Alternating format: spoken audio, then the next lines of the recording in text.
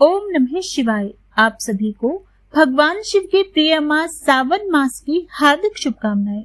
इस मास में जो भी भक्त शिव महापुराण का अध्ययन या पठन करता है, भगवान शिव उनकी सभी मनोकामनाएं पूर्ण करते हैं और उनके सौभाग्य में वृद्धि का भंडारण करते हैं। लेकिन शिव महापुराण सुनने का फल तभी प्राप्त होता है जब आप भगवान शिव का ध्यान करते हुए एकाग्रचित होकर इसका श्रवण करते हैं। इसको सुनने वाले भक्त की बहुत ही श्रद्धा इसके प्रति होनी चाहिए और सुनते समय अंतराल बीच में ओम नमः शिवाय जरूर बोलना चाहिए। तो आज की इस वीडियो में आपको शिव महापुराण का प्रथम संपूर्ण भाग सुनाया जाएगा, लेकिन इससे पहले आप सभी से अनुरोध है, यदि आप हमारे चैनल पर नए हैं तो वीडियो को लाइक और चैनल को सब्सक्राइब करना ना भूलें। साथ ही कमेंट बॉक्स में ओम नमः शिवाय जरूर लिखिएगा। यदि आप शिव महापुराण को अध्याय अनुसार सुनना चाहते हैं तो वो भी हमारे चैनल पर सुनाए जा रहे हैं। इसके साथ ही सावन मास माहात्म्य भी सुनाए जा रहे हैं। यदि आप रुचि रखते हैं तो जरूर सुने। आइए प्रस्थान करते हैं संपूर्ण शिव महापुराण का। श्री सौनक ने कहा, हे महाबुद्धिमान सूत, हे मेरे प्रभु, सभी दार्शनिक सिद्धांतों के ज्ञाता, कृपा मुझे पुराणों का सार विस्तार से सुनाएं। अच्छा आचरण, अच्छी भक्ति और विवेक शक्ति कैसे विकसित होती है? अच्छे लोगों में नीच भावनाएं कैसे दूर होती हैं? इस घोर कलयुग में सभी जीवात्माएं लगभग राक्षस स्वभाव की हो गई हैं। इसका निवारण करने का प्रभावी उपाय क्या है? अब मुझे परम उत्तम कल्याण पवित्रतम गुणों को प्राप्त करने के महानतम साधन के विषय में बताएं। वह कौन सी चीज है जिसके अभ्यास से आत्मा विशेष रूप से शुद्ध हो जाती है? वह कौन सी चीज है जो शुद्ध मन वाले व्यक्ति को शिव को प्राप्त करने में सक्षम बनाती है? सूत जी ने कहा, हे मुनियों में श्रेष्ठ, आप सचमुच धन्य हैं क्योंकि आप सुनने के इच्छुक हैं। इसलिए मैं इस महानतम पवित्र विद्या पर बुद्धि पूर्वक विचार करके आपको अवश्य बताऊंगा। हे प्रिय, सभी धार्मिक सिद्धांतों से विकसित उस दिव्य रामबाण को सुनो जो सच्ची भक्ति को बढ़ाता है और शिव की प्रसन्नता के अनुकूल है। यह काल रूपी अजगर के महान भय का नाश करने वाला है। हे मुनि, यह शिव पुराण जो शंभ शिव ने पूर्व काल में कहा था, कलयुग के लोगों के लाभ के लिए महर्षि व्यास महर्षि सनत कुमार के उपदेश से उनके प्रति अत्यंत आदर भाव रखते हुए इसे सार दिया गया है। हे ऋषिवर, मन की शुद्धि के लिए शिव पुराण के अलावा और कुछ नहीं है। विशेष रूप से कलयुग के लोगों के लिए केवल बुद्धिमान और अत्यंत भाग्यशाली व्यक्ति जिसने अपने पूर्व जन्म में महान पुण्य संचित किए हों, वो ही इसकी ओर आकर्षित होगा। यह शिव पुराण पवित्र विद्याओं में सबसे महान और श्रेष्ठ है। यह शिव का स्वरूप है, इसलिए इसकी सेवा और अनुभूति इसी संसार में की जानी चाहिए। इसे पढ़ने और सुनने से सज्जन पुरुष परम पवित्र हो जाता है और वह तुरंत ही शिवलोक को प्राप्त हो जाता है। इसलिए मनुष्य को इसे पढ़ने का हर प्रयत्न करना चाहिए। इसे प्रेम पूर्वक सुनने से सभी इच्छित फल प्राप्त होते हैं। इस शिव पुराण को सुनने से मनुष्य पाप रहित हो जाता है। वह समस्त सांसारिक सुखों को भोग करके शिव लोक को प्राप्त करता है। शिव की कथा सुनने मात्र से मनुष्य को वह पुण्य प्राप्त होता है जो राज्यों और अग्निष्टोमों के अनुष्ठान से मिलता है। हे ऋषिवर, जो लोग पवित्र विद्याओं में श्रेष्ठ शिव पुराण की कथा का श्रवण करते हैं, वे केवल मनुष्य नहीं रह जाते। उन्हें निसंदेह शिव के एक रुद्र का ही रूप मानना चाहिए। जो लोग इस पुराण को नियमित रूप से सुनते हैं और सुनाते हैं, उनके चरणों की धूल को मुनि तीर्थों के समान मानते हैं। जो लोग मोक्ष प्राप्ति की इच्छा रखते हैं, वे सदैव बड़ी भक्ति के साथ पवित्र शिव पुराण का श्रवण करें। हे मुनियों में श्रेष्ठ, यदि कोई इसे सदैव सुनने में असमर्थ हो तो उसे चाहिए कि वह इसे प्रतिदिन थोड़ी देर के लिए अपने मन को पूर्णतः वश में करके अवश्य सुने। हे ऋषिवर, यदि कोई प्रतिदिन शिव पुराण सुनने में असमर्थ हो तो उसे पवित्र महीनों में शिव पुराण अवश्य सुनना चाहिए। जो मनुष्य उस पुराण को एक मुहूर्त, आधा मुहूर्त, चौथाई मुहूर्त अथवा क्षण मात्र भी सुनता है तो उसे कभी कोई दुर्घटना नहीं सताती। हे मुनियों, जो मनुष्य उस पुराण को सुनता है वह कर्म रूपी महान वन को जलाकर संसार सागर को पार कर जाता है। हे मुनि, समस्त दानों और यज्ञों से प्राप्त होने वाला पुण्य शिव पुराण सुनने से स्थिर हो जाता है। हे मुनि, विशेषकर कलयुग में मनुष्यों के लिए मोक्ष प्राप्ति हेतु शिव पुराण सुनने से बढ़कर कोई पुण्य नहीं है। इसमें कोई संदेह नहीं है कि पुराण सुनने और शिव के नामों का कीर्तन करने से मनुष्य की मनोकामनाएं पूर्ण होती हैं। कलयुग के सदाचार से वंचित दुष्टचित्त व्यक्तियों के कल्याण के लिए भगवान शिव ने शिव पुराण रूपी अमृत की रचना की है। जो मनुष्य अमृत पीता है वह अमर अजर हो जाता है, लेकिन शिव की दिव्य कथा का अमृत पीने से पूरा परिवार अमर और अजर हो जाता है। शिव पुराण की पवित्र कथा का सदैव अवश्य ही सहारा लेना चाहिए। शिव पुराण के श्रवण मात्र से यदि ऐसा अच्छा फल मिलता है तो फिर शिव के हृदय में निवास करने पर क्या फल मिलता है, इसके विषय में मैं क्या कह सकता हूँ। यह ग्रंथ 24,000 श्लोकों का है जो 7 संहिताओं में विभाजित है। इसमें भक्ति के 3 प्रकारों ध्यान, प्रार्थना का उच्चारण और पूजा और सेवा के कार्य का पूर्ण रूप से विवरण दिया गया है। इसे बड़े आदर के साथ सुनना चाहिए। प्रथम संग्रह का नाम है विदेश्वर संहिता, दूसरा है रुद्र संहिता, तीसरा है शतरुद्र और चौथा है कोटि रुद्र। पांचवा संग्रह उमा संहिता, छठा कैलाश संहिता और सातवां वायव्य है। इस प्रकार पुराणों में 7 संहिताएं हैं। 7 संहिताओं वाला यह दिव्य पुराण, जिसे शिव के नाम से जाना जाता है, ब्रह्मा अर्थात वैदिक ग्रंथों के बराबर और एक ऐसी उपलब्धि प्रदान करता है जो अन्य सभी चीजों में श्रेष्ठ है। जो व्यक्ति 7 संहिताओं में से किसी को छोड़े बिना संपूर्ण शिव पुराण का पाठ करता है उसे जीवन मुक्त कहा जाता है। हे मुनि, अज्ञानी मनुष्य संसार सागर में तब तक भटकता रहता है जब तक कि उत्तम शिव पुराण उसके कानों तक नहीं पहुंचता। अनेक पवित्र ग्रंथों, अन्य भ्रामक पुराणों को सुनने से क्या लाभ, केवल शिव पुराण ही मोक्ष प्रदान करने के लिए अपनी तत्परता की घोषणा करता है। जिस घर में इस शिव पुराण पर प्रवचन होता है वह घर पवित्र हो जाता है। इससे घर में रहने वालों के भी सभी पाप नष्ट हो जाते हैं। हजारों अश्वमेध यज्ञ और सैकड़ों वाजपेयी यज्ञ शिव पुराण के 16वें भाग के भी बराबर नहीं है। हे मुनि श्रेष्ठ, पापी तब तक पापी कहलाता है जब तक वह शिव पुराण को बड़ी भक्ति से नहीं सुनता। पवित्र नदियां, गंगा और अन्य 7 पवित्र शहर और गया कभी शिव पुराण के बराबर नहीं हो सकते। यदि कोई महंतम लक्ष्य की कामना करता है तो उसे शिव पुराण की कम से कम 1 चौपाई या आधा भाग अवश्य पढ़ना चाहिए। जो व्यक्ति शिव पुराण का अर्थ पूर्णतः समझते हुए निरंतर श्रवण करता है या भक्ति पूर्वक इसका पाठ करता है वह निसंदेह पुण्य आत्मा है। जो बुद्धिमान मनुष्य मृत्यु के समय शिव पुराण का श्रवण करता है उस पर भगवान शिव अत्यंत प्रसन्न होते हैं। भगवान शिव उसे अपने लोक में स्थान देते हैं। जो मनुष्य इस शिव पुराण की अत्यंत भक्ति पूर्वक पूजा करता है वह संसार में सभी इच्छित वस्तुओं का आनंद लेता है और शिवलोक को प्राप्त करता है। जो व्यक्ति शिव पुराण को रेशमी वस्त्र में लपेट कर रखता है उसे कभी भी उसके प्रति श्रद्धा में कमी नहीं आनी चाहिए। जो व्यक्ति शिव पुराण को रेशमी वस्त्र में लपेट कर रखता है उसे कभी भी उसके प्रति श्रद्धा में कमी नहीं आनी चाहिए। जो व्यक्ति इहलोक और परलोक में सुख चाहता है उसे चाहिए कि वह शिव भक्त की एकमात्र संपत्ति पवित्र शिव पुराण का यत्न पूर्वक आश्रय ले। पवित्र शिव पुराण जो मनुष्य के 4 पुरुषार्थ पुण्य, धन, प्रेम और मोक्ष बताता है उसे सदैव बड़ी श्रद्धा से सुनना और पढ़ना चाहिए।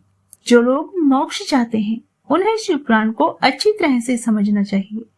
जो वेदों, इतिहासों, अन्य पवित्र ग्रंथों में पूर्ण कल्याण का सबसे बड़ा अग्रदूत है।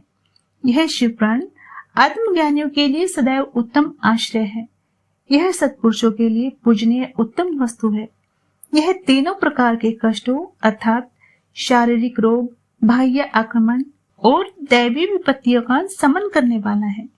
यह सदैव सुख देने वाला है और ब्रह्मा, हरि और ईश आदि समस्त देवताओं को अत्यंत प्रिय है। मैं अत्यंत प्रसन्न मन से शिव पुराण को सदा सदा के लिए नमन करता हूँ। शिव जी प्रसन्न हो और मुझे अपने चरणों की भक्ति प्रदान करें। शौनक ने कहा, हे सूत, तुम परम सौभाग्यशाली हो और महानतम सत्य के ज्ञाता हो। तुमने बड़ी दया करके हमें यह दिव्य अद्भुत कथा सुनाई है। यह अद्भुत कथा जो अनेक पापों का नाश करने वाली, मन को शुद्ध करने वाली और भगवान शिव को प्रसन्न करने वाली है, जो हमने सुनी है। आपकी दया के कारण हम इस बात को निश्चित रूप से समझ गए हैं कि इस कथा से अधिक सुंदर और कोई अच्छी वस्तु नहीं है। कलयुग में पापियों में से कौन है जो इस कथा से पवित्र हो जाते हैं? कृपा हमें बताइए, पूरी दुनिया को तृप्त कीजिए। सूत जी ने कहा, पाप करने वाले मनुष्य, दुष्ट कार्यों में लिप्त दुष्ट व्यक्ति और कामुक स्वभाव वाले लोग इससे शुद्ध हो जाते हैं। यह महान ज्ञान यज्ञ है। इससे सांसारिक भोग और मोक्ष दोनों प्राप्त होते हैं। यह समस्त पापों का नाश करता है और भगवान शिव को प्रसन्न करता है। लोभ की प्यास से अभिभूत, सत्य से रहित, माता पिता की भी निंदा करने वाले, अभिमानी, अहंकारी और हिंसात्मक कार्यों में प्रवृत्त व्यक्ति इस व्रत को करने से पवित्र हो जाते हैं। जो लोग कभी भी अपने वर्ण और आश्रम के कर्तव्यों का पालन नहीं करते और जो द्वेषपूर्ण स्वभाव के हैं, वे भी कलयुग में ज्ञान यज्ञ के कारण पवित्र हो जाते हैं। जो लोग आदतन छल कपट करते हैं और जो निर्दयी और क्रूर स्वभाव के हैं, वे कलयुग में भी इस ज्ञान यज्ञ से पवित्र हो जाते हैं।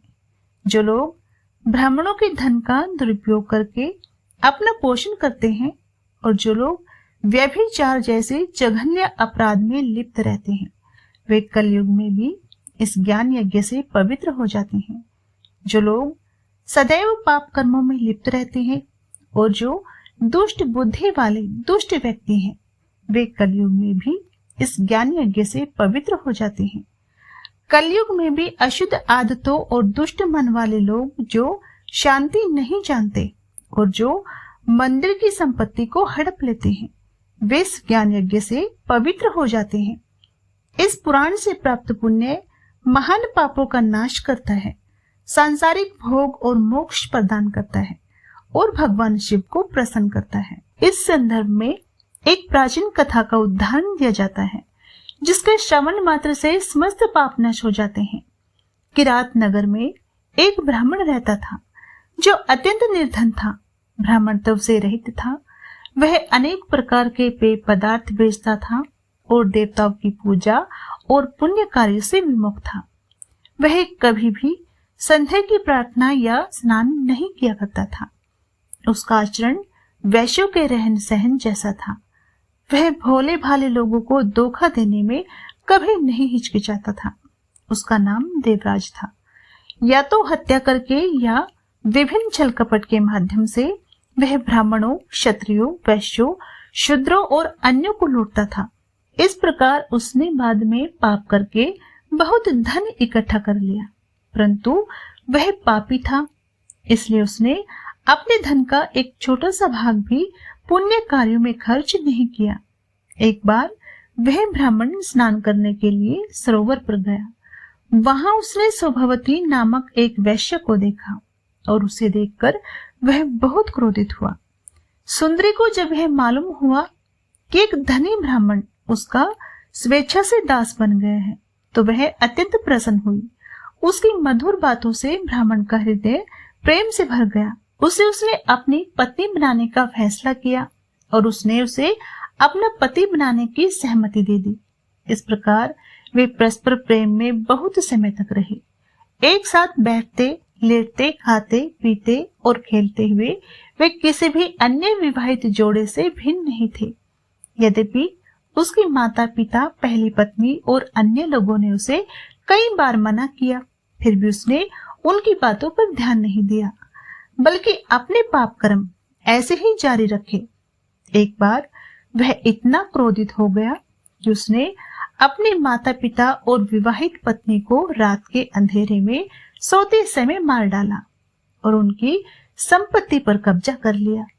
उस वेश्या पर वह इस प्रकार मोहित हो गया कि उसने अपनी संपत्ति, अपने माता पिता और पहली पत्नी से लूटा हुआ धन भी उसे सौंप दिया। इस वेश्या की संगति में वह सभी प्रकार के निषिद्ध भोजन खाता, शराब और मादक मदिरा आदि का आदी हो गया था और अपनी रखैल के साथ एक ही थाली में भोजन करता था। एक बार संयोगवश वे प्रतिष्ठान नगर में आए। उन्होंने वहां एक शिव मंदिर देखा जहां साधु पुरुष एकत्रित हुए थे। वहां रहते समय उन्हें तीव्र जबर हो गया। उन्होंने एक ब्राह्मण द्वारा शिव विषयक प्रवचन सुना। 1 महीने के बाद ज्वर से पीड़ित देवराज नामक ब्राह्मण की मृत्यु हो गई। यमराज के सेवकों ने उसे पाशों से बांध दिया और बलपूर्वक यमनगर की ओर ले गए। इसी बीच शिव के सेवक श्वेत वस्त्र पहने, शरीर पर भस्म लगाए, रुद्राक्ष की माला पहने और हाथों में त्रिशूल लिए हुए शिवलोक से उग्रता पूर्वक चल पड़े और यम नगरी में पहुंच गए। उन्होंने यम के सेवकों को धमकाया और उनकी पिटाई की। देवराज को उनके चंगुल से छुड़ाकर वे एक अद्भुत हवाई रथ में बैठ गए। जब वे कैलाश की ओर प्रस्थान करने वाले थे तो यम की नगरी के मध्य में एक बड़ा कोलाहल मच गया, जिसे सुनकर स्वयं धर्मराज अपने महल से बाहर आ गए। रुद्र के प्रतिरूप के समान प्रतीत होने वाले उन 4 दूतों को देखकर गुणों के ज्ञाता धर्मराज ने रीति के अनुसार उनका सत्कार किया। यमराज को अपनी बुद्धि से सब कुछ पता चल गया था।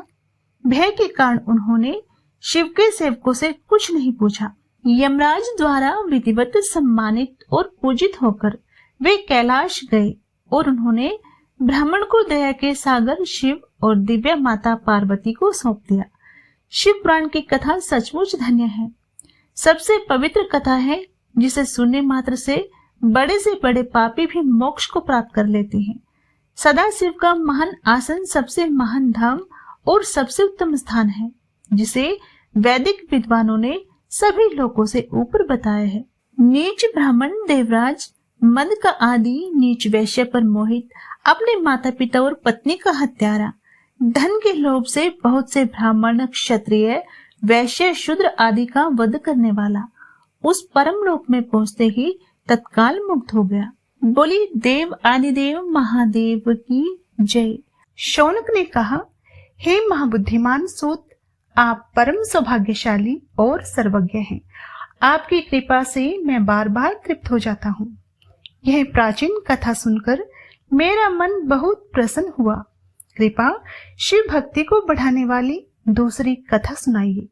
संसार में कहीं भी अमृत पीने वालों को मोक्ष नहीं मिलता, लेकिन शिव कथा के अमृत के मामले में बात अलग है।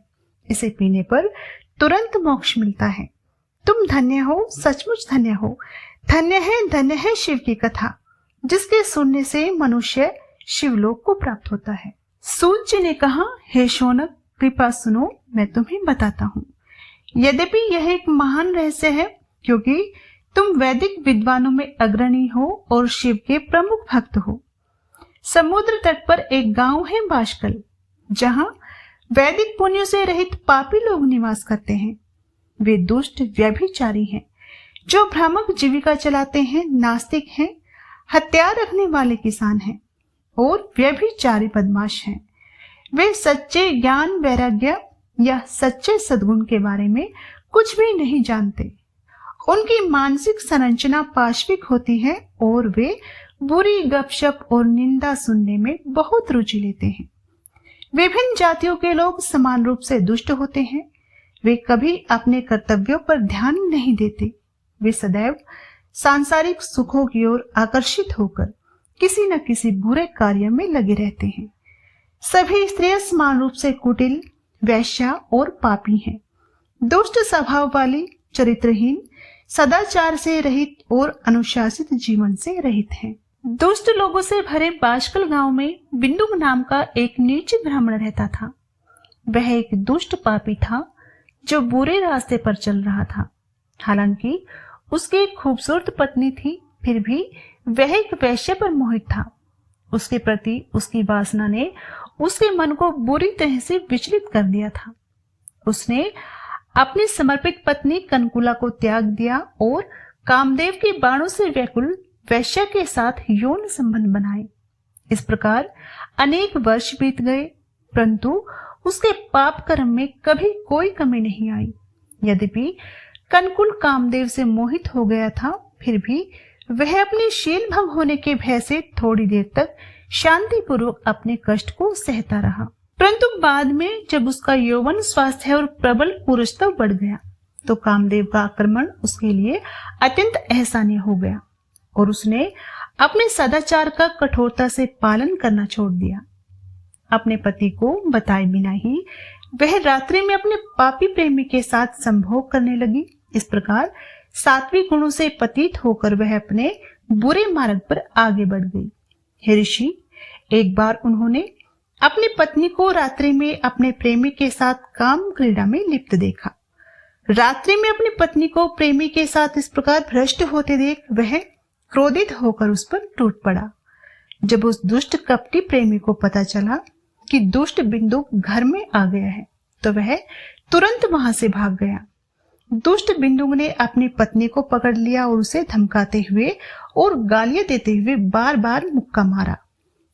अपने पति द्वारा इस प्रकार पीटे जाने पर वह वैश्य दुष्ट स्त्री कनकुला क्रोधित हो गई और अपने दुष्ट पति से कहने लगी। कनकुला ने कहा, तू दुष्ट बुद्धि का है, तू प्रतिदिन वैश्य के साथ संभोग करता है। तूने मुझे, जो अपनी जवानी के साथ तेरी सेवा करने को सदैव तत्पर रहती है, त्याग दिया है। मैं एक युवा युवती हूँ जो सुंदरता से भरपूर हूँ और मन ही मन काम वासना से व्याकुल हूँ। मुझे बताइए कि जब मुझे अपने पति के साथ कामुक क्रीड़ा करने से मना कर दिया गया है तो मैं और क्या रास्ता अपना सकती हूँ। मैं बहुत सुंदर हूँ और नव यौवन की लाली से उत्तेजित हूँ। तुम्हारे साथ संभोग से वंचित होकर मैं अत्यंत व्यथित हूँ। मैं काम वेदना को कैसे सहन करूं? सूर्य ने कहा। मूर्ख और कर्तव्य विमुख उस नीच ब्राह्मण बिंदुक ने अपनी पत्नी के इस प्रकार कहने पर उनसे कहा। बिंदुक ने कहा, तुमने जो कहा है वह सच है। हे मेरी प्रिय पत्नी, सुनो, मैं तुम्हें कुछ ऐसा बताऊंगा जो तुम्हारे लिए लाभकारी होगा। तुम्हें डरने की आवश्यकता नहीं है। आप किसी भी प्रेमी के साथ क्रीड़ा कर सकते हैं। आपके मन में किसी भी तरह का डर नहीं होना चाहिए। जितना हो सके उतना धन ऐंठे और उन्हें भरपूर सुख दें। तुम्हें सारी रकम मुझे सौंपनी चाहिए। तुम्हें मालूम है कि मैं अपनी रखैल पर मोहित हूँ। इस तरह हमारे आपसी हित सुरक्षित रहेंगे। सूर्य ने कहा। अपने पति के ये वचन सुनकर उसकी पत्नी कनकुला अत्यंत प्रसन्न हुई और उसके इस दुष्ट प्रस्ताव को स्वीकार कर लिया। इस प्रकार अपने आपसी नापाक समझौते में प्रवेश करके दोनों दुष्ट व्यक्ति, पति और पत्नी, निर्भय होकर अपने बुरे कार्यों में आगे बढ़ गए। इस प्रकार मूर्ख दंपति ने अपने दुष्ट कार्यों में बहुत समय बर्बाद कर दिया। दुष्ट बिंदुक नामक ब्राह्मण, उसकी पत्नी शूद्र थी, जो कुछ वर्षों के बाद मर गया और नरक में गिर गया। वह मूर्ख व्यक्ति बहुत दिनों तक नरक में कष्ट और यातनाएं सहता रहा। तत्पश्चात वह विंध्य पर्वत पर प्रेत बन गया और घोर पाप करता रहा। अपने पति दुष्ट बिंदुक की मृत्यु के बाद कनकुला नामक स्त्री अपने बेटों के साथ अपने ही घर में रहने लगी। वह स्त्री मूर्खता पूर्वक अपने प्रेमियों के साथ तब तक प्रेम प्रसंग करती रही जब तक कि उसका यौवन सुख समाप्त नहीं हो गया। दैवी कृपा से एक शुभ अवसर पर वह अपने बंधु बांधवों के साथ गोकर्ण मंदिर गई। अपने सब जनों के साथ इधर उधर घूमते हुए वह एक पवित्र तालाब में स्नान करने लगी। एक मंदिर में दिव्य ज्ञान के एक विद्वान पवित्र शिव पुराण कथा पर प्रवचन कर रहे थे, जिनमें से कुछ कथा उसने सुनी। जो अंश उसके कानों में पड़ा वह प्रसंग था जिसमें कहा गया था, यम के सेवक उन स्त्रियों की योनि में लाल गरम लोहा डाल देते हैं जो अपने प्रेमियों के साथ संभोग करती हैं। वैराग्य बढ़ाने के लिए पौराणिक द्वारा कही गई यह कथा सुनकर स्त्री भय से कांप उठी। प्रवचन के अंत में जब सभी लोग तितर बितर हो गए तो भयभीत स्त्री विद्वान ब्राह्मण के पास पहुंची और उससे विश्वास पूर्वक बात की। कनकुला ने कहा, हे महानुभाव, कृपा उन नीच कर्मों को सुने जो मैंने अपने वास्तविक कर्तव्यों को जाने बिना किए हैं। ये प्रभु, उन्हें सुनकर आप मुझ पर दया करेंगे और मुझे ऊपर उठाएंगे। हे प्रभु, मैंने अत्यंत मोहग्रस्त मन से बहुत बड़ा पाप किया है। काम वासना में अंधी होकर मैंने सारी जवानी असंयमी वैश्यावृत्ति में बिता दी। आज आपके वैराग्य से परिपूर्ण विद्वता पूर्वक वचन सुनकर मैं अत्यंत भयभीत हो गई हूँ। मेरा मन कांप रहा है। मुझ मूर्ख पापी स्त्री पर धिक्कार है जो काम से मोहित हो गई है, निंदनीय है, सांसारिक सुखों में लिप्त है और अपने कर्तव्यों से विमुख है। क्षण भंगुर सुख की एक झलक पाने के लिए मैंने अनजाने में एक महान पाप किया है जो अत्यधिक कष्ट उत्पन्न करने वाला एक आपराधिक कृत्य है। अफसोस, मैं नहीं जानती कि यह मुझे किस भयंकर लक्ष्य की ओर ले जाएगा। मेरा मन हमेशा बुरे मार्गों की ओर लगा रहता है। कौन बुद्धिमान व्यक्ति वहां मेरी सहायता करने आएगा? मृत्यु के समय में यम के भयानक दूतों का सामना कैसे करूंगी? जब वे मेरे गले में बलपूर्वक पाश बांधेंगे तब मुझे कैसा लगेगा? मैं नरक में अपने शरीर के टुकड़े टुकड़े होते हुए कैसे सहन करूंगी? मैं उस विशेष यातना को कैसे सहन करूंगी जो अत्यधिक दर्दनाक है? मैं अपने भाग्य पर विलाप करती हूँ। मैं दिन में अपने इंद्रियों का कार्य शांति पूर्वक कैसे कर सकती हूँ? मैं दुख से व्याकुल होकर रात में कैसे शांति पूर्वक सो सकती हूँ? हाय, मैं बर्बाद हो गई, मैं जल गई, मेरे दिल के टुकड़े टुकड़े हो गए, मैं हर तरह से बर्बाद हो गई, मैं हर तरह की पापी हूँ। हे प्रतिकूल भाग्य, तूने मेरे मन को बुरे मार्ग पर चलाया। घृणित हट के कारण तूने मुझसे महान पाप करवाए, मुझे मेरे कर्तव्य पथ से भटका दिया जो मुझे सभी सुख प्रदान करता। हे ब्राह्मण, मेरी वर्तमान पीड़ा खूंटे पर लटकाए गए या ऊंचे शिखर से फेंके गए व्यक्ति की पीड़ा से लाखों गुना अधिक है। मेरा पाप इतना महान है कि यदि मैं 100 वर्ष तक गंगा में स्नान करूं या 100 यज्ञ कराऊं तो भी वह धुल नहीं सकती। मैं क्या करूं? कहां जाऊं? मैं किसका सहारा लूं? मैं नरक के सागर में गिर रही हूं।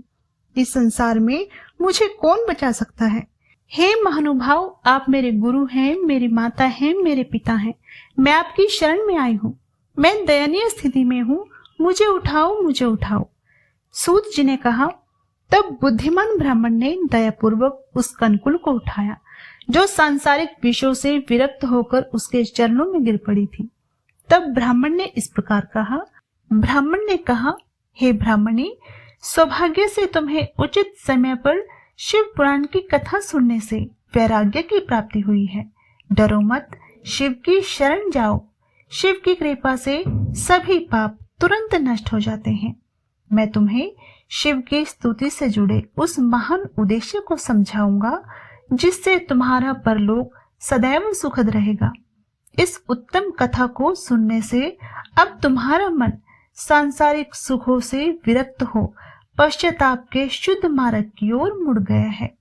केवल पश्चाताप ही सभी पापियों के लिए क्षमा का एकमात्र रास्ता है। संतों ने से सभी पापों के प्रायश्चित का एकमात्र तरीका बताया है। केवल पश्चाताप से ही पवित्रता प्राप्त की जा सकती है। यदि पापी व्यक्ति साधु पुरुषों द्वारा बताए गए तरीके से प्रायश्चित करता है तो उसके सभी पाप नष्ट हो जाते हैं।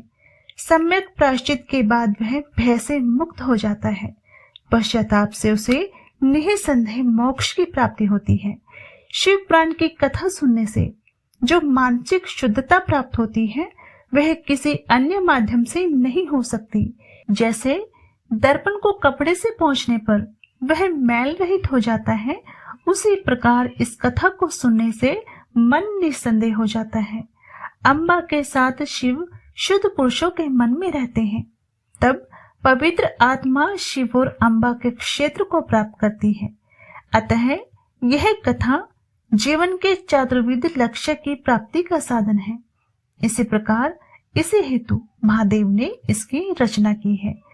पार्वती के पति शिव की कथा सुनने से स्थिर चिंतन की प्राप्ति होती है। चिंतन से पूर्ण ज्ञान की प्राप्ति होती है, जो निश्चित रूप से मोक्ष प्रदान करता है। जो व्यक्ति इस जन्म में कथा सुनता है, यद्यपि वह ध्यान करने में असमर्थ हो, तो भी उसे अगले जन्म में इसका बोध होता है, जिसके बाद वह शिव तत्व को प्राप्त होता है। इस कथा को सुनकर अनेक पश्चातापी पापियों ने शिव का ध्यान किया और मोक्ष प्राप्त किया। उत्तम कथा का श्रवण सब मनुष्यों के लिए परम आनंद का कारण है। उचित रीति से श्रवण करने पर यह सांसारिक बंधन रूपी रोग को दूर कर देती है। शिव कथा सुनने, उसका निरंतर ध्यान करने और बार बार मनन करने से मन शुद्ध हो जाता है। वह मन की पवित्रता साधक को महेश और उनके 2 पुत्रों गणेश और कार्तिकेय की भक्ति की ओर ले जाती है। उनके आशीर्वाद से निसंदेह मोक्ष प्राप्त होता है। जो व्यक्ति भक्ति से रहित है और जिनका मन अज्ञान के बंधन में फंसा हुआ है, वह पशु है। वह कभी भी सांसारिक बंधन से मुक्त नहीं हो सकता। इसलिए हे ब्राह्मणी, तुम सांसारिक सुखों से विमुख हो जाओ। भक्ति पूर्वक शिव की पवित्र कथा सुनो। जब तुम भगवान शिव की उत्तम कथा सुनोगी तो तुम्हारा मन शुद्ध हो जाएगा और उसके बाद तुम्हें मोक्ष की प्राप्ति होगी। जो व्यक्ति शुद्ध मन से भगवान शिव के चरण कमलों का ध्यान करता है, उसे इसी जन्म में मुक्ति मिल जाती है। सत्य है, मैं सत्य कह रहा हूँ। सूत जी ने कहा। इतना कहकर उस श्रेष्ठ ब्राह्मण ने दया से द्रवित होकर बोलना बंद कर दिया और शुद्ध आत्मा से शिव का ध्यान करने लगा। जब ब्राह्मण ने बिंदु की पत्नी कनकुला से ऐसा कहा तो वह बहुत प्रसन्न हुई और उसकी आंखों में आंसू भर आए। वह अत्यंत प्रसन्न होकर ब्राह्मण के चरणों पर गिर पड़ी और हाथ जोड़कर कहने लगी, मैं धन्य हूँ। तत्पश्चात वह स्त्री बड़ी व्याकुल होकर उठी। दोनों हाथ जोड़कर उत्तेजना के कारण लड़खड़ाते हुए उस उत्तम बुद्धि वाली स्त्री ने विरक्त भाव से महान शिव भक्त ब्राह्मण से कहा। कनकुला ने कहा, हे मेरे प्रभु महान शिव भक्त ब्राह्मण, आप धन्य हैं। आप सत्य के दर्शन से संपन्न हैं। आप दूसरों की सहायता करने में समर्पित हैं। आपको महान संतों में गिना जाना चाहिए। हे ऋषिवर, मैं नरक के सागर में गिरने वाली हूँ, मेरी रक्षा करो। मैं अब श्रद्धा पूर्वक पुराण सुनने के लिए उत्सुक हूँ। इसकी उत्तम कथा सुनकर मैं सांसारिक सुखों से विरक्त हो गई हूँ। सूत जी ने कहा। ऐसा कहकर उसने आदर पूर्वक ब्राह्मण से आशीर्वाद प्राप्त किया और पुराण सुनने की इच्छा से वहीं रहकर उसकी सेवा करने लगी। बुद्धिमान ब्राह्मण भक्त ने उस स्त्री को वहीं पर पौराणिक कथा सुना दी। इस प्रकार उस पवित्र स्थान में उसने उस श्रेष्ठ ब्राह्मण से शिव पुराण की उत्तम कथा सुनी। भक्ति, ज्ञान और वैराग्य को बढ़ाने वाली और मोक्ष प्रदान करने वाली उस उत्तम कथा को सुनकर वह परम धन्य हो गई। अच्छे गुरु की कृपा से उसे शीघ्र ही मन की शुद्धता प्राप्त हो गई। शिव के आशीर्वाद से वह शिव के स्वरूप और स्वरूप का ध्यान कर सकी। इस प्रकार अच्छे गुरु की शरण में आकर उसका मन शिव की ओर आकर्षित हो गया। वह निरंतर शिव के सजीव आनंदमय शरीर का ध्यान करने लगी। वह पेड़ों की छाल पहनती थी और उसके बाल उलझे हुए थे। वह अपने शरीर पर राख लगाती थी और रुद्राक्ष की माला पहनती थी। वह प्रतिदिन पवित्र जल में स्नान करती। वह नियमित रूप से शिव के नामों का जाप करती थी। वह अपनी वाणी और आहार को नियंत्रित रखती थी। वह गुरु द्वारा बताए गए तरीकों से भगवान शिव को प्रसन्न करती थी। हे शौनक, इस प्रकार बहुत समय तक कनकुला ने भगवान शिव का ध्यान किया। कनकुला ने त्रिविध भक्ति का पालन करते हुए बिना किसी कठिनाई के अपना शरीर त्याग दिया। शम त्रिपुरारी शिव द्वारा भेजा गया चमकीले रंगों से जगमगाता दिव्य हवाई रथ अपने सेवकों सहित शीघ्र ही वहां आ पहुंचा। जब उसका मैल और पाप दूर हो गया तो वह हवाई रथ पर सवार हुई और भगवान शिव के कुलीन सेवकों द्वारा उसे तुरंत शिव नगरी की ओर ले जाया गया। उसने दिव्य रूप धारण किया, उसके अंग दिव्य थे। उसने गौरी का रूप धारण किया, उसके मुकुट में अर्धचंद्र था, उसके आभूषण दिव्य चमक रहे थे। उसने 3 नेत्रों वाले सनातन महादेव को देखा, जिसकी सेवा भगवान विष्णु, ब्रह्मा और अन्य देवता भक्ति पूर्वक कर रहे थे। उनमें 1 करोड़ सूर्यों के समान तेज था और गणेश, भृंगी, नंदीश, वीरभद्रेश्वर आदि देवताओं ने उनकी आदर पूर्वक सेवा की थी। उनकी गर्दन का रंग नीला था, उनके 5 मुख, 3 नेत्र, शिखा पर अर्धचंद्र था और उनका बायां भाग गौरी को समर्पित था, जिसमें बिजली की चमक थी। उनका रंग कपूर के समान श्वेत था। वे सभी आभूषण पहने हुए थे, शरीर पर श्वेत भस्म लगाए हुए थे और श्वेत वस्त्र पहने हुए थे। शंकर को देखकर चंचुला स्त्री अत्यंत प्रसन्न हुई और प्रसन्नता से उसने बार बार उन्हें प्रणाम किया। उसने बड़ी खुशी, प्रेम और विनम्रता के साथ श्रद्धा से अपने दोनों हाथ जोड़े। अपनी महान खुशी में उसने खुशी के आंसू बहाए और भयभीत महसूस किया। सहानुभूति पूर्वक उसे पार्वती और शंकर के पास जाने दिया, जिन्होंने कृपा पूर्वक उसकी ओर देखा। इस प्रकार बिंदु की प्रिय पत्नी चंचुला को दिव्य रूप प्राप्त हुआ। उसे दिव्य सुखों का वरदान मिला और पार्वती ने उसे अपनी सहचरी बना लिया। उत्तम आनंद और परम तेज से परिपूर्ण उस नित्य धाम में उसे स्थायी निवास, अबाधित आनंद प्राप्त हुआ। शौनक ने कहा, हे सूत, हे सौभाग्यशाली सूत, तुम शिव में लीन मन वाले हो। तुमने जो कथा हमें सुनाई वह अद्भुत है और भक्ति की वृद्धि करने वाली है। मोक्ष प्राप्त करने के बाद कनकुला नामक स्त्री ने क्या किया? हे बुद्धिमान, कृपया मुझे उसके पति की कथा भी विस्तार पूर्वक सुनाइए। सूत जी ने कहा, एक बार वह देवी उमा पार्वती के पास पहुंची। उसने झुककर उन्हें प्रणाम किया और प्रसन्नता से झूमते हुए हथेलियां जोड़कर प्रार्थना की। कनकुला ने कहा, हे स्कंद की माता, हे पर्वत की पुत्री, तुम सदैव पुरुषों द्वारा सेवित रहती हो। हे शिव की प्रिय, हे समस्त सुखों को देने वाली, हे पार ब्रह्म स्वरूप वाली, तुम विष्णु, ब्रह्मा और अन्य देवताओं द्वारा सेवा किए जाने के योग्य हो। तुम गुणों से युक्त और गुणों से रहित दोनों हो। तुम सत्य, ज्ञान तथा आनंद से युक्त सूक्ष्म आदि प्रकृति हो। आप ही सृष्टि करते हैं, पालन करते हैं और संहार करते हैं। आप ही 3 गुण हैं। आप ही 3 प्रकार के दिव्य प्राणियों के आश्रय हैं। आप ही ब्रह्मा, विष्णु और महेश का पालन करते हैं। सूत जी ने कहा, देवी को इस प्रकार प्रार्थना करते हुए मोक्ष प्राप्त कर चुकी कनकुला ने कंधे झुकाकर और प्रेम आश्रु से भरी हुई आंखों से बोलना बंद कर दिया। अपने भक्तों पर सदैव कृपा करने वाली शिवजी की प्रिय पार्वती को दया आ गई और उन्होंने प्रेम पूर्वक कनकुला से कहा। पार्वती ने कहा, हे कनकुला, मैं अत्यंत प्रसन्न हुई। हे सुंदरी, तुम मुझसे क्या वरदान चाहती हो? मुझे बताओ, ऐसा कुछ भी नहीं है जो मैं तुम्हें दे सकूं। सूत जी ने कहा। गिरिजा के इस प्रकार आग्रह करने पर कनकुला ने उसे प्रणाम किया। उसने सिर झुकाकर और दोनों हाथ जोड़कर बड़ी भक्ति से पूछा।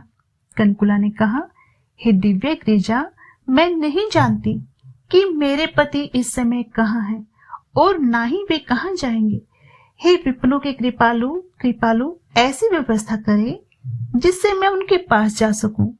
हे महान देवी महेशानी, मेरे पति की उपपत्नी एक शूद्र स्त्री थी। वह मुझसे पहले मर गया। मुझे नहीं मालूम कि उस पापी का क्या हुआ। सूत जी ने कहा। कनकुला के ये वचन सुनकर न्याय प्रिय हिमालय की पुत्री पार्वती ने प्रेम पूर्वक उत्तर दिया।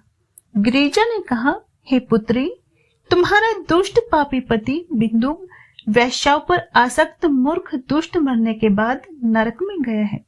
उन्होंने कई वर्षों तक नरक की विभिन्न यातनाएं सहन की और अब पापों के अवशेष के कारण विंध्य पर्वत पर पिशाच बन गए हैं। वह दुष्ट अभी भी नाना प्रकार के दुखद यातनाएं भोग रहा है। वह पिशाच के रूप में केवल वायु ही खा रहा है और नाना प्रकार के कष्टों से ग्रस्त है।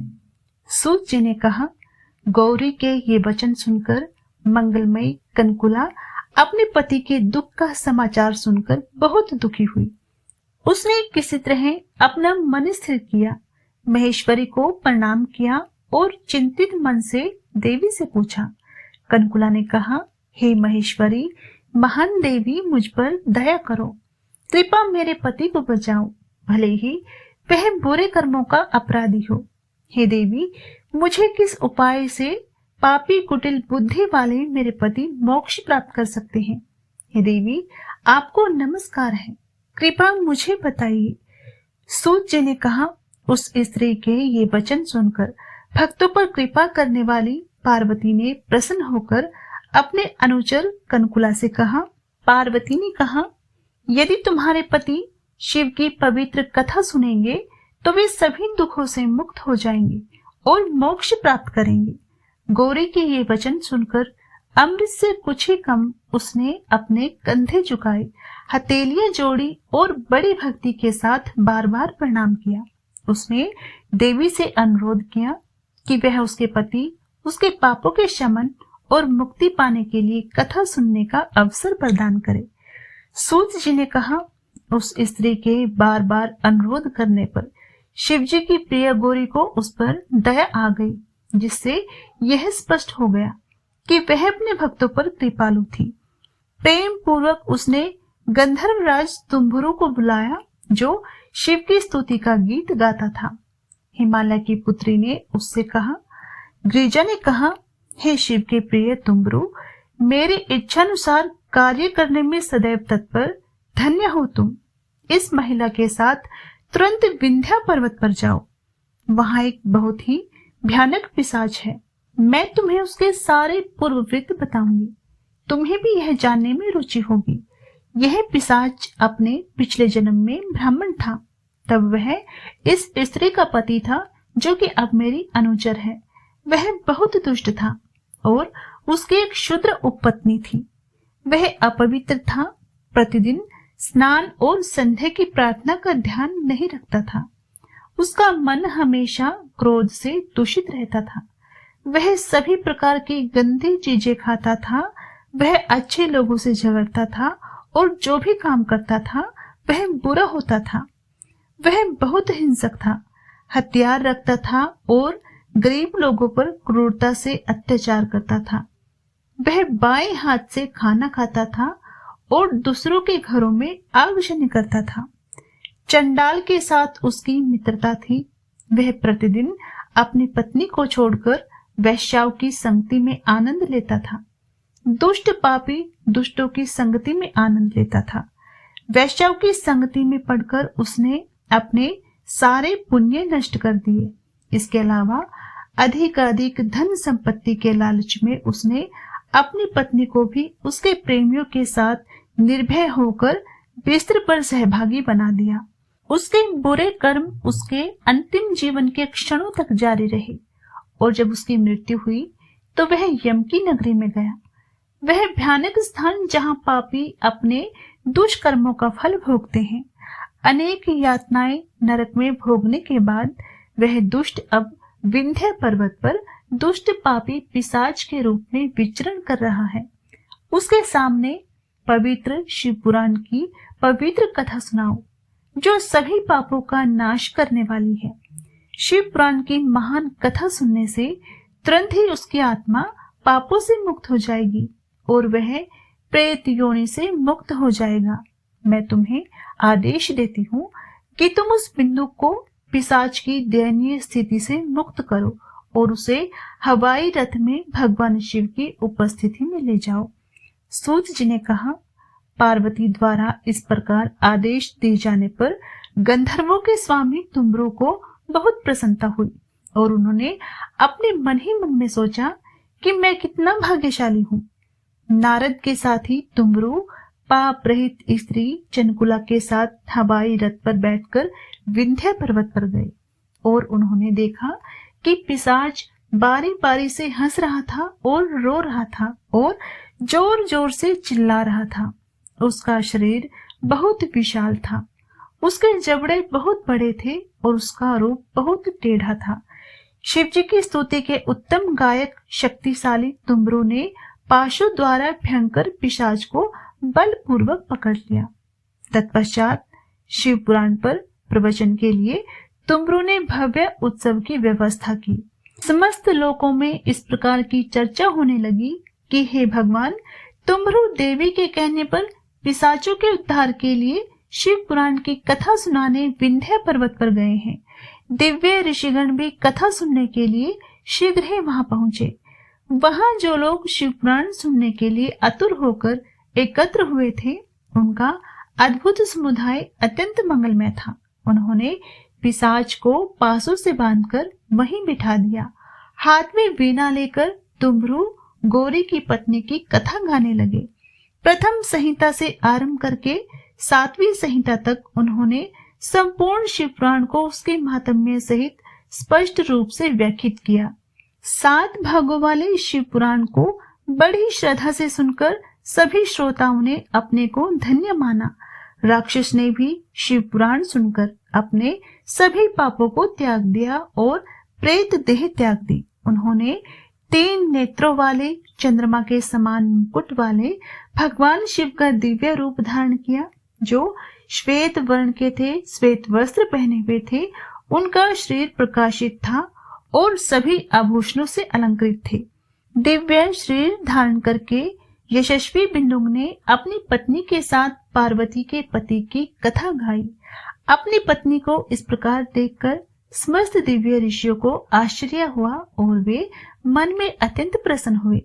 शिव की अद्भुत कथा सुनकर वे प्रसन्न होकर भगवान शिव की स्तुति करते हुए प्रसन्नता पूर्वक अपने अपने धाम को लौट गए। बिंदुक अपने दिव्य रूप में बड़ी प्रसन्नता के साथ हवाई रथ पर चढ़ गया। अपनी पत्नी को साथ लेकर वह आकाश में बहुत चमक रहा था। शिवजी के मनोहर गुणों का गान करते हुए वह तुम्बरू और अपनी पत्नी को साथ लेकर शिवलोक की ओर शीघ्रता से गया। भगवान शिव और पार्वती ने बिंदुक का स्वागत किया और उसे प्रेम पूर्वक अपना सेवक बना लिया। उसकी पत्नी गिरिजा की अनुचर बनी। उस उत्तम आनंद और परम तेज से परिपूर्ण स्थायी धाम में उसे अभेद निवास और अबाधित आनंद की प्राप्ति हुई। इस प्रकार मैंने पापों को दूर करने वाला यह पवित्र उपाख्यान सुनाया है, जो शुद्ध तथा उत्तम भक्ति से युक्त होकर भगवान शिव और पार्वती को अत्यंत आनंददायक है। जो मनुष्य भक्ति पूर्वक इस कथा को सुनता है और इसका पाठ करता है, उसे अपार सुखों का आनंद मिलता है और मोक्ष की प्राप्ति होती है। बोली देव आदिदेव महादेव की जय।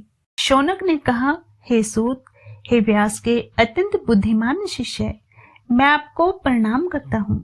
आप धन्य हैं और शिव भक्तों में श्रेष्ठ हैं। आपके गुण अत्यंत प्रशंसनीय हैं।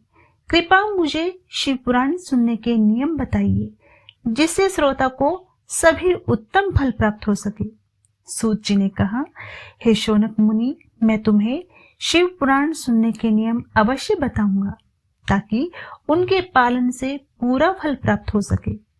गृहस्थ को किसी ज्योतिषी को बुलाकर उससे शुभ दिन निश्चित करने के लिए कहना चाहिए, ताकि बीच में कोई बाधा न आए।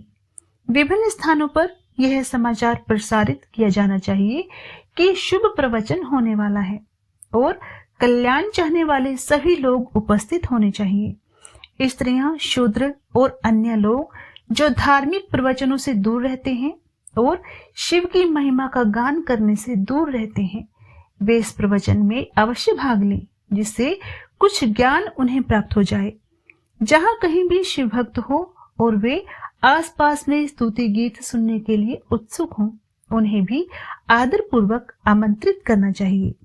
इस प्रकार शिव पुराण के प्रवचन के समय साधु पुरुषों का एक महान उत्सव पूर्ण समागम होगा, जो एक अद्भुत सभा होगी। आप सभी लोग भक्ति पूर्वक, श्रद्धा पूर्वक शिव पुराण के मधुर रस का सेवन करने के लिए हमारे साथ सम्मिलित होने की कृपा करें। अगर आपके पास पर्याप्त अवकाश नहीं है तो कृपया कम से कम एक दिन के लिए सभा में अवश्य आएं, जरूर आएं, चाहे थोड़े समय के लिए ही क्यों न हो। इस प्रकार सभी को नम्रता पूर्वक आमंत्रित किया जाना चाहिए। जो लोग आए उनका भी सभी प्रकार से सत्कार किया जाना चाहिए। शिव पुराण पर प्रवचन के लिए एक उत्कृष्ट स्थान शिव मंदिर या किसी पवित्र केंद्र या किसी पार्क या निजी घर को चुना जाना चाहिए। जमीन को साफ करके गोबर से लीपना चाहिए।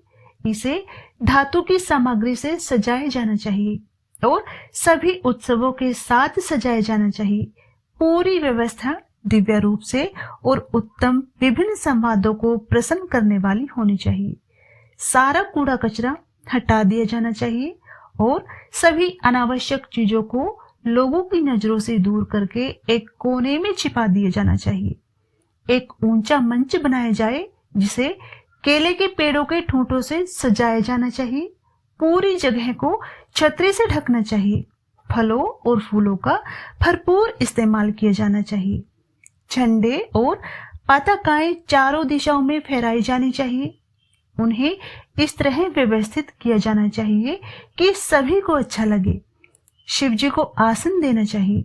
वक्ता को आरामदायक आसन देना चाहिए।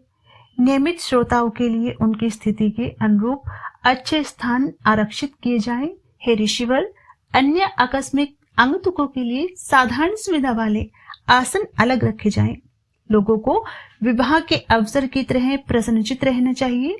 सभी सांसारिक चिंताओं परेशानियों से दूर रहना चाहिए। प्रवचनकर्ता का मुख उत्तर की ओर और श्रोता का मुख पूर्व की ओर होना चाहिए।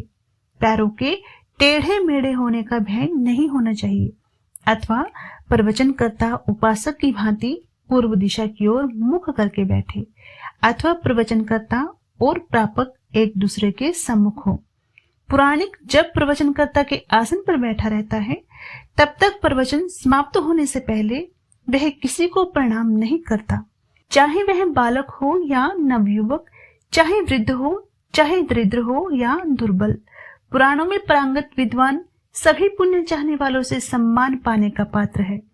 किसी भी व्यक्ति को उस पुराण विद्वान के प्रति कभी भी अपमानजनक व्यवहार नहीं करना चाहिए। जिसके मुख से निकली वाणी सभी लोगों के लिए दिव्य गाय कामधेनु के समान है।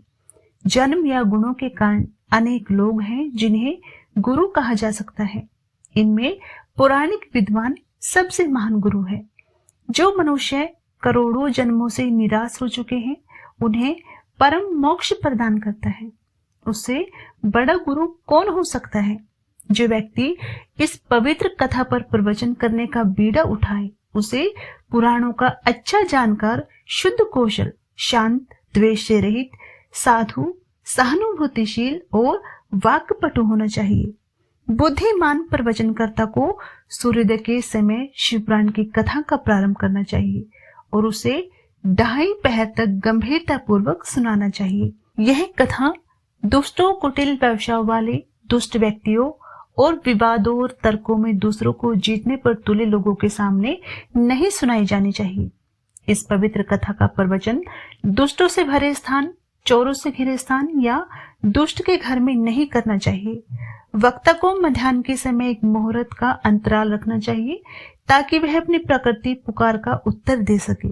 प्रवचनकर्ता को प्रवचन से पूर्व दिन अपना भाग ग्रहण करना चाहिए ताकि उसका व्रत बना रहे। प्रवचन के दिनों में उसे अपनी सभी दैनिक क्रियाएं आदि सक्षपित रूप से करनी चाहिए। प्रवचनकर्ता के पास उसकी सहायता के लिए एक अन्य विद्वान भी बैठा होना चाहिए जो पुराणों में भी उतना ही प्रांगत हो। वह लोगों की शंकाओं का समाधान करने में सक्षम और लोगों को ज्ञान देने में तत्पर होना चाहिए। प्रवचन में आने वाली बाधाओं को दूर करने के लिए गणनाथ की पूजा करनी चाहिए। कथा के स्वामी शिव और शिवपुराण की भी भक्ति पूर्वक पूजा करनी चाहिए।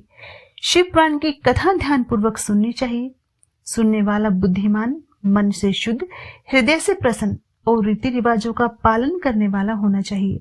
यदि प्रवचनकर्ता या श्रोता बहुत अधिक परिसरी गमन करने वाला हो, काम क्रोध आदि 6 मूल भावनाओं में से किसी एक का शिकार हो, स्त्रियों पर आसक्त हो या विधर्मी हो तो उसे कोई पुण्य नहीं मिलता। सांसारिक विषयों, धन, घर और पुत्र की चिंता को त्याग कर यदि शुद्ध मन वाला व्यक्ति कोई मनुष्य अपना ध्यान प्रवचन पर लगाए तो उसे उत्तम फल की प्राप्ति होती है। जो श्रद्धा और भक्ति से युक्त है, अन्य कार्यों में उत्सुकता नहीं रखते, शांत शुद्ध और संयमित वाणी वाले, उन्हें महान पुण्य मिलता है। जो नीच और अधर्मी मनुष्य इस पवित्र कथा को सुनते हैं, उन्हें इससे कोई विशेष पुण्य नहीं मिलता, उन्हें प्रत्येक जन्म में दुख ही मिलता है। जो लोग इस पुराण को यथाशक्ति दान देकर उसका आदर नहीं करते, वे मूर्ख हैं। यदि वे कथा भी सुन लें तो भी उसका पुण्य नहीं होगा, वे दरिद्र हो जाएंगे। जो लोग प्रवचन के बीच में ही सभा से बाहर चले जाते हैं, उन पर इसका प्रतिकूल प्रभाव पड़ता है। वे भोग विलास के बीच में अपनी पत्नी और धन का नाश कर देते हैं। जो लोग सिर पर पगड़ी बांधकर प्रवचन में आते हैं, उनके पुत्र और वंशज पापी बन जाते हैं और पूरी जाति को अपवित्र कर देते हैं। जो लोग प्रवचन के दौरान पान खाते हैं, उन्हें नरक में यम के दूत अपना मल खाने पर मजबूर करते हैं। जो लोग ऊंचे आसन पर बैठकर कथा सुनते हैं, वे नरक में पड़ते हैं और वहां यातनाएं भोगने के बाद कौवे के रूप में जन्म लेते हैं। जो लोग वीर मुद्रा में बैठकर इस शुभ कथा को सुनते हैं, वे नरक में गिरते हैं और नरक की यातनाएं भोगने के बाद विषैले पौधों के रूप में जन्म लेते हैं। जो लोग कथावाचक को प्रणाम किए बिना कथा सुनते हैं, वे पहले नरक में पड़ते हैं और नरक की यातनाएं भोगने के बाद अर्जुन वृक्ष के रूप में जन्म लेते हैं। जो लोग रोगी न होते हुए भी लेटकर कथा सुनते हैं, वे नरक में पड़ते हैं और अजगर आदि योनियों में जन्म लेते हैं। जो लोग कथावाचक के बराबर बैठकर कथा सुनते हैं, वे गुरु के पलंग को अपवित्र करने वाले समान पापी होकर नरक में गिरते हैं। जो लोग कथावाचक या इस पवित्र कथा की निंदा करते हैं, वे कुत्ते के रूप में जन्म लेते हैं और 100 जन्मों तक दुखी जीवन जीते हैं। जो लोग प्रवचन के दौरान तर्क वितर्क आदि करने लगते हैं, वे नरक में जाते हैं और वहां यातनाएं भोगने के बाद गधे के रूप में जन्म लेते हैं। जो लोग इस पवित्र कथा को कभी नहीं सुनते, वे नरक में जाते हैं। वहां यातनाएं भोगने के बाद वे जंगली सूअर के रूप में जन्म लेते हैं। जो लोग दुष्ट प्रवचन के समय भी बाधा डालते हैं, वे नरक में जाते हैं और लाखों वर्षों तक यातनाएं भोगने के बाद ग्राम सूअर के रूप में जन्म लेते हैं। इन सब बातों को समझकर श्रोता को सदैव शुद्ध कथा के प्रति समर्पित और भक्ति पूर्वक कथा सुनने के लिए बुद्धिमान होना चाहिए। प्रवचन में आने वाली बाधाओं को दूर करने के लिए सर्वप्रथम भगवान गणेश की पूजा करनी चाहिए। प्रवचन के अंत में प्रतिदिन संक्षिप्त रूप से प्रायश्चित अनुष्ठान भूल चूक करना चाहिए। वह नवग्रहों समूहों के देवता की पूजा करेगा। वह शिव की पूजा के अनुष्ठान के अनुसार पुस्तक की पूजा करेगा। पूजा के अंत में वह शिव से संबंधित पुस्तक को नम्रता पूर्वक और भक्ति पूर्वक अपने दोनों हाथ जोड़कर प्रार्थना करेगा।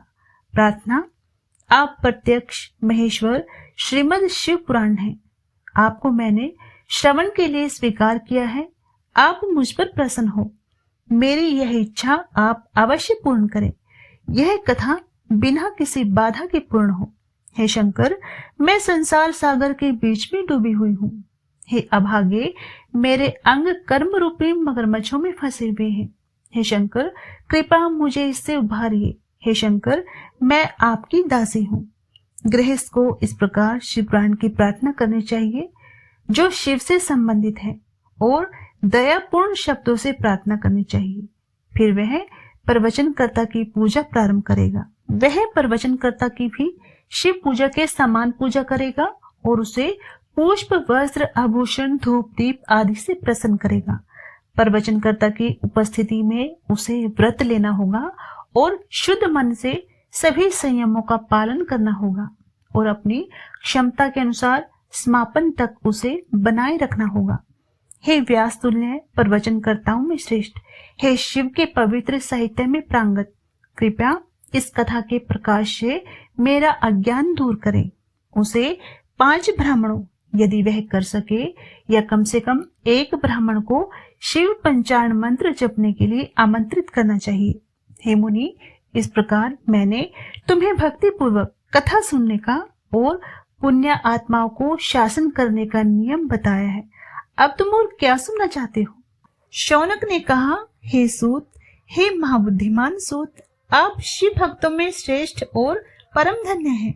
आपने यह अद्भुत मंगलमय कथा कही है। हे मुनि, कृपया मुझे बताइए कि जो लोग समस्त जगत के कल्याण के लिए शिव पुराण का श्रवण करते हैं, उन्हें क्या नियम अपनाने चाहिए? सूत जी ने कहा, हे शौनक, उन मनुष्यों के लिए जो नियम है उन्हें भक्ति पूर्वक सुनो।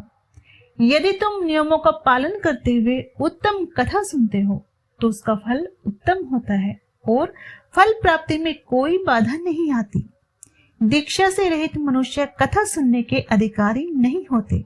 अतः जो सुनना चाहते हैं उन्हें कथावाचक से दीक्षा लेनी चाहिए। इस अनुष्ठान को करने वाले भक्त को अपना दैनिक भोजन प्रवचन के अंत में ही करना चाहिए। उसे उन दिनों ब्रह्मचर्य का पालन करना चाहिए। उसे जमीन पर लेटना चाहिए और केवल पत्रावली में ही भोजन करना चाहिए।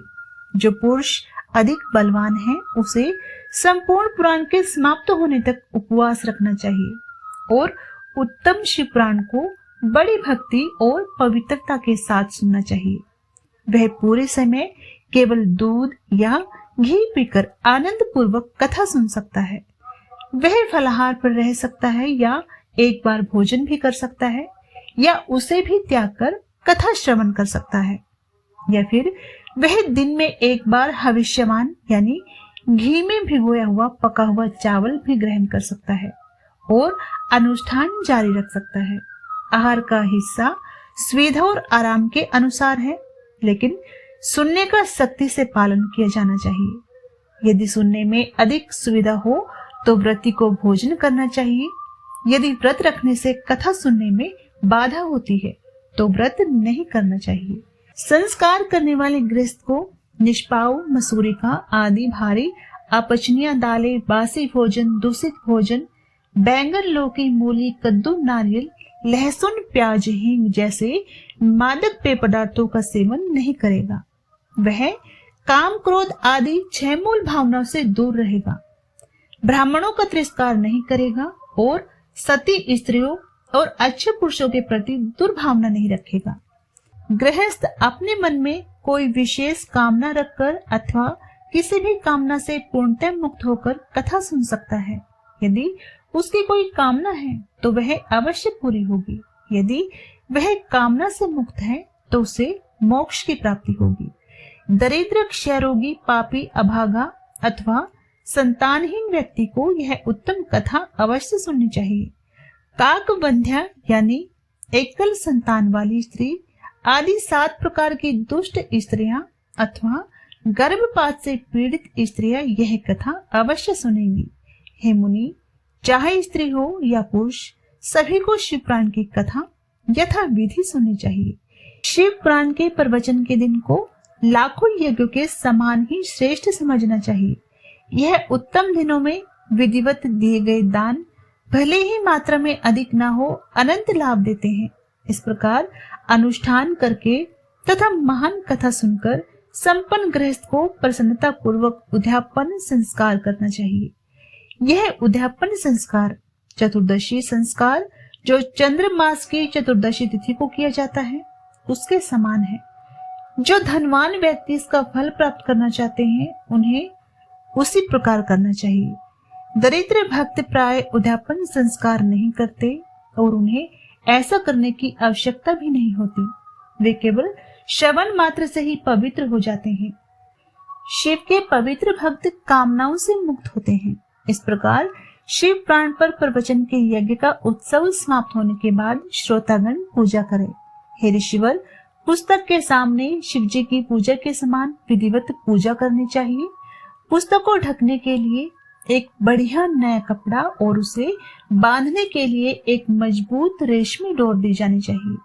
जो लोग पुराण के लिए रेशमी डोर और नया कपड़ा देते हैं वे प्रत्येक जन्म में ज्ञान से संपन्न योगी बनते हैं। प्रवचनकर्ता को अनेक प्रकार की मूल्यवान वस्तुएं, आभूषण, बर्तन और विशेष रूप से बहुत सारा धन देना चाहिए। जो मनुष्य पुराण की पुस्तक रखने के कालीन मृग चर्म वस्त्र, ऊंचे आसन और तख्त देते हैं वे स्वर्ग को प्राप्त करते हैं, सभी इच्छित सुखों का उपभोग करते हैं, एक कल्प तथा ब्रह्मा के लोक में रहते हैं और अंत में शिव के लोक को प्राप्त करते हैं। हे मुनियों में श्रेष्ठ, विधि पूर्वक पुस्तक की पूजा करके और प्रवचनकर्ता की पूजा करके सहायक नियुक्त विद्वान को उसी प्रकार किंतु अल्प धन राशि देकर सम्मानित करना चाहिए, या फिर शिव के 5 अक्षरों वाले मूल मंत्र से होम करें। यदि वह होम करने में असमर्थ हो तो उसे घी की आहुति ब्राह्मण को दे देनी चाहिए। न्यूनता और अधिकता के दोषों को दबाने के लिए उसे भक्ति पूर्वक शिव के 1000 नामों को पढ़ना या सुनना चाहिए। इस प्रकार निसंदेह सब कुछ फलदायी होगा और फल भी उत्तम होगा, क्योंकि तीनों लोकों में इससे बड़ा कोई नहीं है। वह 11 ब्राह्मणों को शहद और दूध की खीर खिलाएगा।